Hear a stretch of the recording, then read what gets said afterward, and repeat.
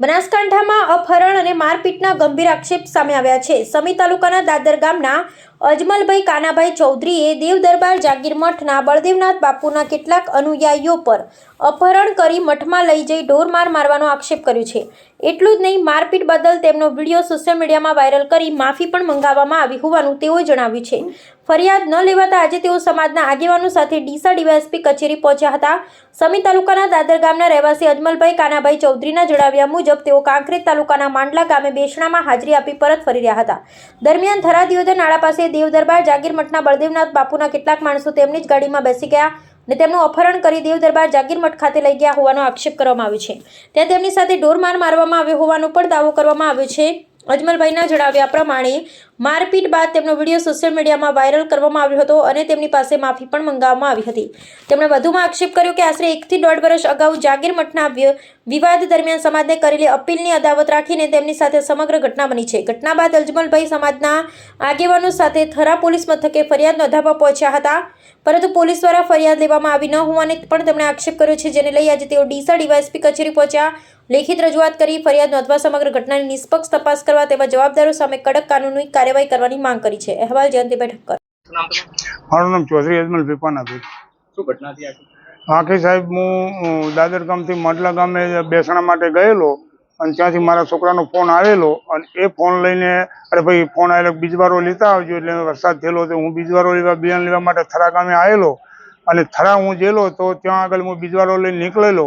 મારી પાસે પૈસા હતા 15,000 રૂપિયા જેવું અંદાજે। મેં બિયારણ લઈને નીકળેલો એટલે મારી પાસે આ લોકો 15-20 જણા દિયોદર નાળા કાને મને રોકેલો અને દિયોદર નાળે મને કોરમોર ઘેરાવો કરી અને મારી ગાડી પડાવીને અહીંયા રાતે ચલાવીને મને લઈ ગયેલા અને દેવ દરબાર મંતે ત્યાં જઈને મને બાંધીને માર્યો, એમની જાતે માર્યો છે મને અને મારી પાસેથી જે લીધી લૂંટ બૂટ બધું લઈ લીધેલું છે 15,000 રૂપિયા મારી પાસેથી।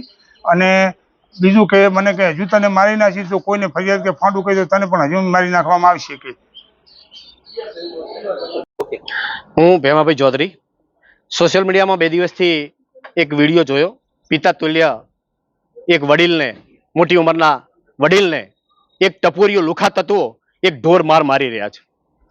આ બનાવને મેં જાણવાનો પ્રયત્ન કર્યો તો જે મારવામાં આવી રહ્યા છે વ્યક્તિ સમી તાલુકાના દાદર ગામના વતની છે, ચૌધરી સમાજના આગેવાન છે।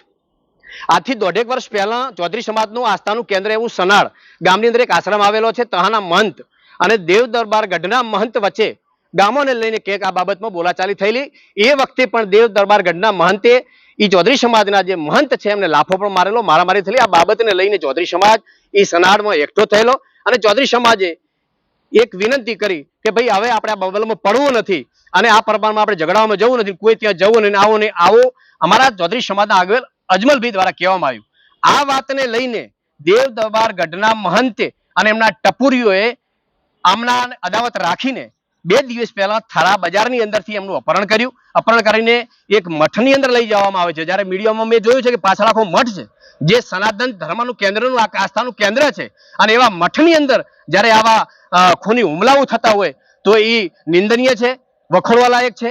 એટલે બનાવ જે બન્યો છે, એક મોટી ઉંમરના વ્યક્તિ જ્યારે માફી માંગતા હોય તો પણ એને બક્ષવામાં નથી આવતા। બેન સ્વામી ગાળો પણ બોલવામાં આવી રહી છે। એટલા માટે હું વિનંતી કરું છું, થરા પોલીસ સ્ટેશનની અંદર જ્યારે ફરિયાદ લખાવવામાં જાય, ફરિયાદ લેવામાં નથી આવતી તો પોલીસની પણ મને શંકા ઉપજાવે એવું એમનું વર્તન છે, કારણ કે 2 દિવસથી એમની ફરિયાદ પણ લેવામાં નથી આવતી। આજે હું ખુદ પણ ડીવાયએસપીને અહીંયા મળવા માટે આવ્યો છું એક ચૌધરી સમાજના આગેવાન તરીકે। જ્યારે કોઈ પણ આવી ઘટના ઘટતી હોય ગુજરાતની અંદર ખુલ્લેઆમ હમણાંથી આ બધા બનાવો બન્યા છે, પોલીસ ખૂબ કામગીરી કરે છે, એમના વરઘોડા કાઢે છે, વરઘોડા કાઢ્યા પછી પણ આવા બનાવો વધી રહ્યા છે। તો આવા બનાવો ન વધે અને આવા ગુનેગારોને તાત્કાલિક કડક સજા થાય એ માટે હું એસપી સાહેબ બનાસકાંઠાના ડીવાયએસપીને અને થરા પોલીસ સ્ટેશનના પીઆઈને પણ વિનંતી કરું છું કે આવા ગુનેગારો સામે તાત્કાલિક ફરિયાદ નોંધી અને કાયદેસરની કાર્યવાહી કરવામાં આવે।